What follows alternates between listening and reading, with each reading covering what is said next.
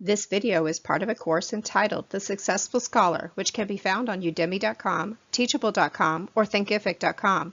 There's a book available as a resource in both paperback and Kindle formats on Amazon. Thank you for watching, and I hope you'll check out the full course. Your first resume. This is exciting, isn't it? The ability to really look and say that you're starting your career. However, I guess the first question is, when should you have your first resume? Ideally, you should have it as you walk onto your college campus for the very first time. That first job fair may be within the first month or so, just upon arriving on campus, and being prepared with that resume will help to alleviate some of the stress in those first few weeks. There are many examples of resumes online, so feel free to choose one which you like, not too fancy or complicated. And when you get to campus, take your resume to that career center. Remember when we talked about the resources on campus, the career center. And you're going to be able to get personal feedback on what works best for your area and your field of study. Let's look at a few do's and don'ts though. Why? Because you'd be surprised that these are the most popular things that people do. So we want to be concise.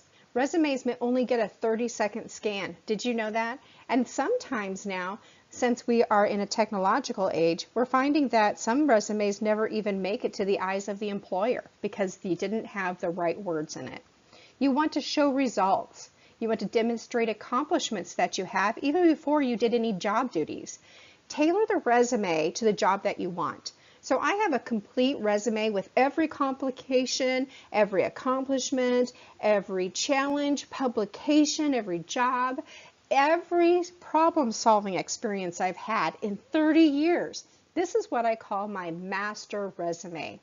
When I get ready for a specific job or to meet a client, I'm going to pull out the specific items that apply to that job, and I'm going to copy and paste them into a resume that actually will fit into the confines and what I need for that position. Now you also want to carefully proofread and edit your resume. And lastly, make sure you keep it up to date. Here are the don'ts. Are you ready? Don't focus on graphics. Nobody really wants the fancy graphics on your resume. Get to the point. You want your employer to focus on your qualifications. So don't worry about gimmicky things like colored paper. Don't print your resume on red paper or hot pink paper. Use white and cream because they're more professional. Don't use passive verbs. Be active. Use active verbs that's going to engage your reader. Don't exaggerate. In the digital age, I promise you will be caught. I saw this happen with my own student who lied about having a bachelor's degree, when in actuality he was short one class. Don't forget to include your volunteer organizations, your clubs, and your activities. But in contrast, don't include the silly stuff like your hobbies. For instance, don't say, I'm a great cook and I'll bring you cupcakes to work every week. They don't care. Don't label your document resume. Oh, how blasé. Don't do that. Instead, you want to recognize the need to get your name in front of people. So my resume is labeled with my name.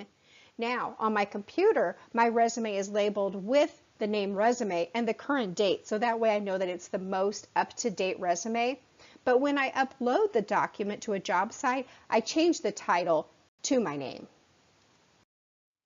Let's talk about what to put on that resume. And a huge question for most incoming freshmen is exactly that. What do you put on there?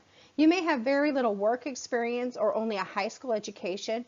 Be sure to include your high school. And as you complete your degree, your bachelor's degree, your associate's degree, you're going to remove high school and put that there. Be sure to include your college education. And when you have your first GPA, include that information, especially if it is above a 3.5. It's important. Be sure to include your clubs, your volunteer work, the leadership experience that you had during high school years. Now, again, your goal is to replace that information, right?